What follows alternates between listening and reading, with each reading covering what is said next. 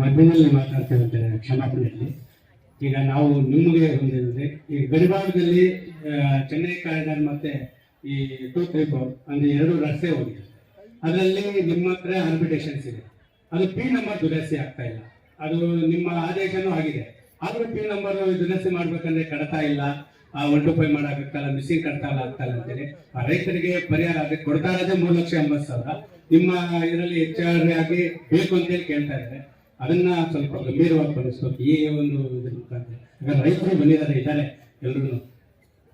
ನಾರಾಯಣಗೌಡರು ಹೇಳಿದ ವಿಚಾರ ಅದು ಈಗಾಗಲೇ ಏನು ರಸ್ತೆಗಾಗಿ ಭೂಮಿಯನ್ನ ಕಳ್ಕೊಂಡಿದ್ದೀವಿ.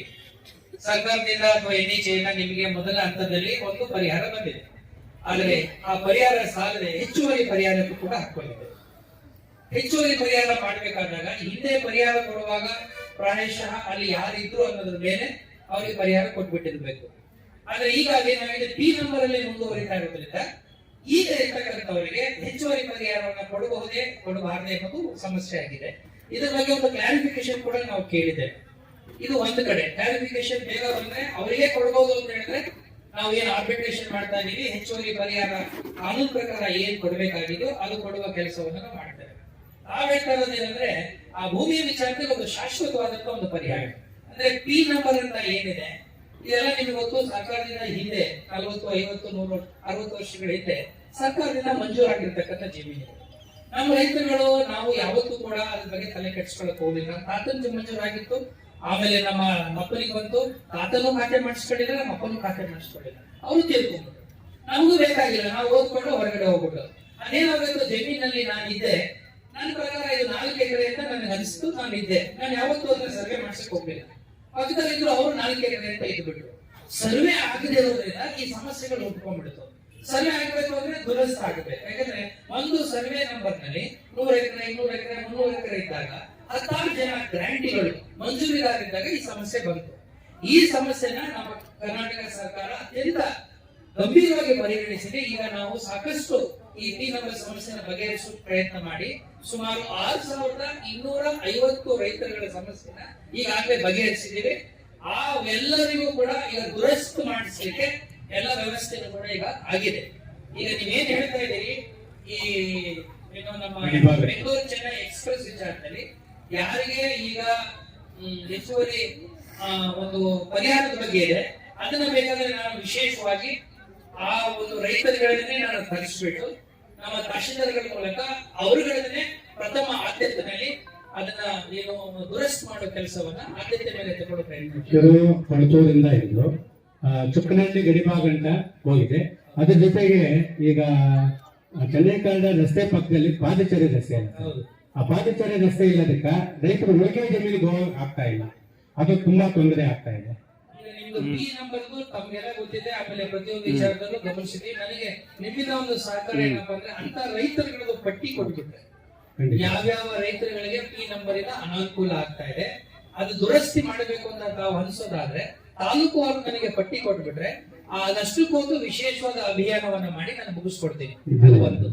ಎರಡನೇದು, ತಾವೇನು ಈಗ ಎಕ್ಸ್ಪ್ರೆಸ್ ಹೈವೇ ಪಕ್ಕದಲ್ಲಿ ಸರ್ವಿಸ್ ರೋಡ್ ಇಲ್ಲ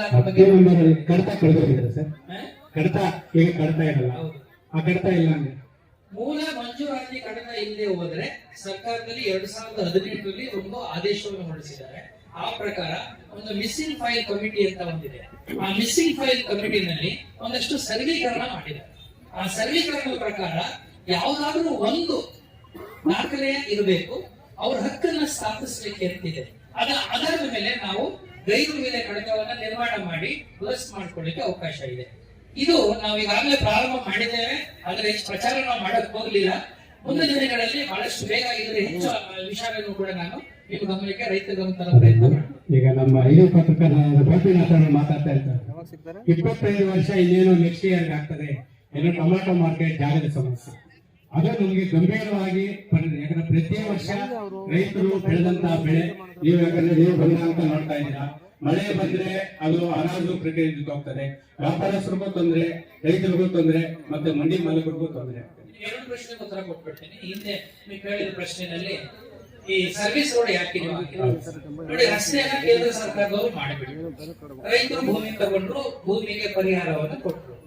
ಆದ್ರೆ ಈ ಸರ್ವಿಸ್ ರೋಡ್ ಮಾಡ್ಲಿಕ್ಕೆ ಅವರ ಪ್ಲಾನ್ ನಲ್ಲಿ ಮುಂಚೆ ಇರ್ಲಿಲ್ಲ. ಸರ್ವಿಸ್ ರೋಡ್ ಮಾಡಬೇಕು ಅಂತಕ್ಕಂಥ ರೈತರೆಲ್ಲರೂ ಕೂಡ ಅವರು ಆಗ್ರಹ ಮಾಡಿದ್ದಾರೆ. ಯಾಕಂದ್ರೆ ಅವರ ಜಮೀನಿಗೆ ಹೋಗ್ಲಿಕ್ಕೆ ಅಲ್ಲಿ ರಸ್ತೆ ಇಲ್ಲ. ಎಷ್ಟೋ ಕಡೆ ರಸ್ತೆ ಮೇಲ್ಗಡೆ ಹೋಗ್ಬೇಕು ಅಥವಾ ಅಂಡರ್ ಪಾಸಿಂಗ್ ಹೋಗ್ಬೇಕು, ಅಲ್ಲಿ ಅವಕಾಶಗಳಿಲ್ಲ. ಇದು ನನ್ನ ಗಮನಕ್ಕೂ ತಂದಿದ್ದಾರೆ. ಇದ್ರ ಬಗ್ಗೆ ನಾವು ಕೇಂದ್ರ ಸರ್ಕಾರದ ಗಮನಕ್ಕೆ ತಂದಾಗ ಅವರು ನಾವು ರಸ್ತೆ ಮಾಡ್ಕೊಳ್ಳಿಕ್ಕೆ ಸಿದ್ಧವಾಗಿದ್ದೀವಿ, ಆದ್ರೆ ಈ ಸರ್ವಿಸ್ ರೋಡ್ ಮಾಡ್ಲಿಕ್ಕೆ ಭೂಮಿಯ ಅಗತ್ಯ ಇದೆ. ಭೂಮಿಯನ್ನ ನೀವು ರಾಜ್ಯ ಸರ್ಕಾರದವರು ಕೊಡಬೇಕು ಅಂತ ಕೇಳಿದ್ದಾರೆ. ಅದಕ್ಕೆ ಅವರು ಪ್ರಪೋಸಲ್ ಕೂಡ ಕೊಟ್ಟಿದ್ದಾರೆ.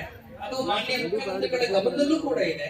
ಸರ್ಕಾರದ ಗಮನದಲ್ಲಿ ಇರೋದ್ರಿಂದ ಸರ್ಕಾರ ಆ ಭೂಮಿಯನ್ನ ಕೊಡುವ ತೀರ್ಮಾನವನ್ನ ಮಾಡಿದಾಗ ಕೇಂದ್ರ ಸರ್ಕಾರದವರು ಆ ರಸ್ತೆಯನ್ನು ಮಾಡಲಿಕ್ಕೆ ಅವಕಾಶ ಇದೆ. ಇದು ಬಹುಶಃ ರಾಜ್ಯ ಮತ್ತು ಕೇಂದ್ರ ಸರ್ಕಾರದ ಮಟ್ಟದಲ್ಲಿ ತೀರ್ಮಾನ ಆಗ್ಬೇಕಾಗಿರೋದು. ಅಲ್ಲಿ ಒಂದು ಪಾಲಿಸಿ ತೀರ್ಮಾನ ಆಗ್ಬೇಕು ಅಂತ ಹೇಳಲಿಕ್ಕೆ ಬಯಸ್ತೇನೆ. ಈಗ ತಾವೇನು APMC ಬಗ್ಗೆ ಹೇಳ್ತಾ ಇದ್ದೀವಿ, ಇದು ಬಹಳ ವರ್ಷಗಳಿಂದ ಇರ್ತಕ್ಕಂಥ ಸಮಸ್ಯೆ. ನೆನೆಗುದಿಗೆ ಬಿದ್ದಿದೆ. 3-4 ಬಾರಿ ಜಿಲ್ಲಾಡಳಿತ ಪ್ರಯತ್ನ ಮಾಡಿದೆ. ಆಮೇಲೆ ಜಮೀನನ್ನ ಐಡೆಂಟಿಫೈ ಮಾಡಿ ಗುರುತು ಮಾಡಿ ಸರ್ಕಾರಕ್ಕೆ ಪ್ರಸ್ತಾವನೆಯನ್ನು ಕೂಡ ಕಳಿಸಿಕೊಟ್ಟಿದ್ದರು. ಯಾವ್ದಾದ್ರು ಕಾರಣಗಳಿಗಾಗಿ, ಅಲ್ಲಿ ಕೆರೆ ಇದೆ ಅಂತಾನೋ ಅಥವಾ ಫಾರೆಸ್ಟ್ ಇದೆ ಅನ್ನೋ ಕಾರಣಕ್ಕಾಗಿ ಅಲ್ಲಿ ಜಮೀನನ್ನ ಮಂಜೂರು ಮಾಡ್ಲಿಕ್ಕೆ ಆಗಿಲ್ಲ. ಈಗ ಇರ್ತಕ್ಕಂಥ ನಮ್ಮ APMC ಮಾರುಕಟ್ಟೆ 19-18 ಎಕರೆ ಅಷ್ಟೇ ಇರೋದು. 20 acres ಇದೆ. ಅಲ್ಲಿ ಇಡೀ ಏಷ್ಯಾದಲ್ಲೇ ಬಹಳ ದೊಡ್ಡ ಮಾರುಕಟ್ಟೆ ಅಂತ ನಾವು ಹೇಳ್ತೀವಿ. ಇಡೀ ಜಗತ್ತಿಗೆ ನಾವು ಟೊಮೊಟೊ ಕಳಿಸ್ತಾ ಇದ್ದೀವಿ. ಆದ್ರೆ ಅಲ್ಲಿ ರೈತರು ಬಹಳ ಸಮಸ್ಯೆ ಇದೆ, ವರ್ತಕರಿಗೆ ಬಹಳ ಸಮಸ್ಯೆ ಇದೆ. ಈಗಾಗಲೇ ನಾವು ಪ್ರಯತ್ನವನ್ನು ಮಾಡಿ ಸರ್ಕಾರಕ್ಕೆ ಒಂದು ಪ್ರಸ್ತಾವನೆ ಕಳಿಸಿಕೊಟ್ಟಿದ್ದೇವೆ. 100 ಎಕರೆಯನ್ನ ನಮ್ಮ ರೈತರು ಕೇಳ್ತಾ ಇದ್ದಾರೆ ನಮ್ಮ APMC ಮಾರ್ಕೆಟಿಂಗ್ ಬೇಕು ಅಂತ. ಈಗಾಗಲೇ 60 ಎಕರೆಗೆ ಪ್ರಸ್ತಾವನೆಯನ್ನ ಸರ್ಕಾರಕ್ಕೆ ಕಳಿಸಿಕೊಟ್ಟಿದ್ದೇವೆ. ಇನ್ನೂ 20 ಎಕರೆಗೆ ನಾವು ಫಾರೆಸ್ಟ್ ಇಂದ ಪಡ್ಕೊಳ್ಳೋ ಪ್ರಯತ್ನವನ್ನು ಕೂಡ ಮಾಡ್ತೇವೆ. ಬಹುಶಃ ಸರ್ಕಾರದಿಂದ ಅನುಮೋದನೆ ಆದ ನಂತರ ನಾನು ಅಧಿಕೃತವಾಗಿ ನಿಮಗೆ ಆ ವಿಚಾರವನ್ನ ಹೇಳಲಿಕ್ಕೆ ಬಯಸ್ತೇನೆ. ಪ್ರತಿ ಸಾರಿನೂ ಅಂತ ಇವರು ಹೇಳಿದ್ರು. ಯಾಕಂದ್ರೆ ಚಲನಳ್ಳಿದಾಯ್ತು, ಆಮೇಲೆ ಇದಾಯ್ತು. ಈಗ ನೀವಿರೋ ಈ ನಿಮ್ಮ ಅವಧಿಯಲ್ಲೇ ಮಾರ್ಕೆಟ್ ಅಭಿವೃದ್ಧಿ ಆಗ್ಬಿಡಲಿ ಅಂತೇಳಿ ನಮ್ಮ ಆಸೆ. ನಿಮ್ಮ ಆಸೆ ಸದ್ಯದಲ್ಲೇ ಕೈಗೂಡ್ಲಿ ಅಂತೇಳಿ ಆ ಮಾತಿಗೆ ಬೇಡ್ಕೊಳ್ಳಿ. ಎಲ್ಲ ಒಳ್ಳೇದಾಗುತ್ತೆ. ಖಂಡಿತವಾಗ್ಲೂ ಸರ್. ಇಷ್ಟು ದಿನ ಕಾಯ್ದಿರಂತೆ ಇನ್ನೊಂದು ಸ್ವಲ್ಪ ದಿನಗಳು ತಡ್ಕೊಳ್ಳಿ. ಪ್ರಾಯಶಃ ನನಗನ್ಸುತ್ತೆ ಈ ವರ್ಷ ಮುಗಿತಾ ಇದ್ದಂಗೆ ಹೊಸ ವರ್ಷದಲ್ಲಿ ಒಂದು ಶುಭ ಸುದ್ದಿ ತಮಗೆಲ್ಲರಿಗೂ ಈ ವಿಚಾರ. ಅದೇ ರೀತಿ ಈಗ ಇಲ್ಲೇ ಮಾರ್ಕೆಟ್ ಅಲ್ಲಿ ಹೂವು ಮಾರ್ಕೆಟ್ ಇದೆ, ಹೂವು ಮಾರ್ಕೆಟ್ಗೆ ಒಂದು ಅವಕಾಶ. ಯಾಕಂದ್ರೆ ಇದೆ ಈ ಕಡೆ ನೋಡಿ, ಇದು ಸುಮಾರು ವರ್ಷಗಳಿಂದ ಹಂಗೆ ಇದೆ ಸರ್, ಇದು ಉಪಯೋಗಿಸ್ತಾ ಇಲ್ಲ. ಇದು ಡೆವಲಪ್ಮೆಂಟ್ ಆಗ್ತಾ ಇದೆ. ಈಗ ನೋಡಿ, ಇಲ್ಲಿರ್ತಕ್ಕಂಥ ಮಾರುಕಟ್ಟೆನ APMC ಮಾರ್ಕೆಟ್ ಹೊಸ ಮಾರ್ಕೆಟ್ಗೆ ಶಿಫ್ಟ್ ಆದಾಗ ಆ ಮಾರ್ಕೆಟ್ ನಾವು ಬಳಸ್ಕೋಬೇಕಾಗತ್ತೆ. ಆ ಮಾರ್ಕೆಟ್ ಬಳಸ್ಕೊಳ್ಳೋದಕ್ಕೆ ಏನ್ ಮಾಡ್ತೀರಿ ಅಂತ ನಾವು ಸರ್ಕಾರದ ನಮ್ಮನ್ನು ಕೇಳಿದ್ದಾರೆ. ಅದ್ರ ಬಗ್ಗೆ ಸದ್ಯದಲ್ಲಿ ನಾವು ತೀರ್ಮಾನ ತಗೋತೀವಿ. ಮತ್ತೆ ಈಗ ನಾವೇನ್ ಜಾಗದಲ್ಲಿ ಇದ್ದೀವಿ, ಇದು ಹಳೆ ಬಸ್ ಸ್ಟ್ಯಾಂಡ್. ಈ ಬಸ್ ಸ್ಟ್ಯಾಂಡ್ ಅನ್ನ ಅಭಿವೃದ್ಧಿ ಮಾಡ್ಲಿಕ್ಕೋಸ್ಕರ ಈಗಾಗಲೇ ಸರ್ಕಾರದಿಂದ 13 ಕೋಟಿನಲ್ಲಿ DPR ಸಿದ್ಧಪಡಿಸಲಾಗಿದೆ. ಸದ್ಯದಲ್ಲೇ ಅದು ಕಾಮಗಾರಿ ಕೆಲಸ ಪ್ರಾರಂಭವಾಗುತ್ತೆ. ಒಂದು ಬಸ್ ಸ್ಟ್ಯಾಂಡ್ ಬರುತ್ತೆ. ಮತ್ತೆ ಏನು ಇಲ್ಲಿ ವರ್ತಕರಿದ್ದಾರೆ, ಎಲ್ಲಾ ವರ್ತಕರುಗಳು ಕೂಡ ಇಲ್ಲಿ ಮಳಿಗೆ ಒಂದು ಸುಸಜ್ಜಿತವಾದ ಮಳಿಗೆಗಳನ್ನ ಇಲ್ಲಿ ನಿರ್ಮಾಣ ಮಾಡಿಕೊಡೋ ಕೆಲಸ ಆಗುತ್ತೆ. ಇದಕ್ಕೆ ಒಂದು ಉತ್ತಮವಾದಂತ ಒಂದು ರೂಪ ಇನ್ನು ಕೆಲವೇ ತಿಂಗಳುಗಳಲ್ಲಿ, ವರ್ಷದಲ್ಲಿ ಇಲ್ಲಿ ಆಗುತ್ತೆ. ದಯವಿಟ್ಟು ಇಲ್ಲಿ ಎಷ್ಟೇ ಮಾರ್ಕೆಟ್ ಅನ್ನ ಅಭಿವೃದ್ಧಿಪಡಿಸಿ, ಹೂ ಮಾರ್ಕೆಟ್ ಅನ್ನ ಬೇರೆ ಕಡೆ ಸಲ, ಯಾಕಂದ್ರೆ ಹೃದಯ ಭಾಗದಲ್ಲಿದ್ರೆ ಇಲ್ಲಿ ಅನುಕೂಲ ಆಗ್ತದೆ ಅಂತೇಳಿ ನಮ್ಮ ಚರ್ಚೆ ಮಾಡೋಣ ಅದ್ರ ಬಗ್ಗೆ, ಶಿಫ್ಟಿಂಗ್ ಬಗ್ಗೆ. ಸೊ ಇವತ್ತಿನ ಈ ಸಂದರ್ಭದಲ್ಲಿ ಮತ್ತೊಮ್ಮೆ ನಾನು ನಿಮ್ಮೆಲ್ಲರಿಗೂ ಶುಭಾಶಯಗಳನ್ನ ವ್ಯಕ್ತಪಡಿಸ್ತೀನಿ. ಏನೇ ಕಷ್ಟಗಳಿರ್ಬೋದು, ಏನೇ ಸಮಸ್ಯೆಗಳಿರ್ಬೋದು, ನಿಮ್ಮೆಲ್ಲ ಕಷ್ಟಗಳನ್ನ ಸಮಸ್ಯೆಗಳನ್ನ ರೈತರು ಹೊಟ್ಟೆಗೆ ಹಾಕೊಂಡು ಬೇರೆಯವರು ನಗಲಿ ಅಂತಕ್ಕಂಥ ನಿಮ್ಮ ಒಂದು ದೃಷ್ಟಿಕೋನ ಇದೆಯಲ್ಲ, ಧೋರಣೆ ಇದೆಯಲ್ಲ, ಭಗವಂತ ನಮ್ಮೆಲ್ಲರನ್ನೂ ಕಾಪಾಡಲಿ. ಈ ಸಲ ಒಳ್ಳೆ ಮಳೆ ಆಗಿದೆ. ಅಕ್ಟೋಬರ್ ತಿಂಗಳಿಂದ ತಾವು ಗಮನಿಸಿರ್ಬೇಕು. ಕೆರೆ 301 ಕೆರೆಗಳು ಈ ಬಾರಿ ತುಂಬಿದೆ ನಮ್ಮ ಜಿಲ್ಲೆ. 301 ಕೆರೆಗಳು ಈ ಬಾರಿ 100% ತುಂಬಿದೆ. ಎಕ್ಸೆಪ್ಟ್ ಬಂಗಾರಪೇಟೆ ಯಾವ ಕೆರೆ ತುಂಬಿಲ್ಲ, 70-75% ತುಂಬಿದೆ. ಕೆರೆಗಳು ತುಂಬಬೇಕು, ನೀರಿರ್ಬೇಕು. ನೀರು ಅಂದ್ರೆ ಜಲ, ಜಲ ಅಂದ್ರೆ ಜೀವ.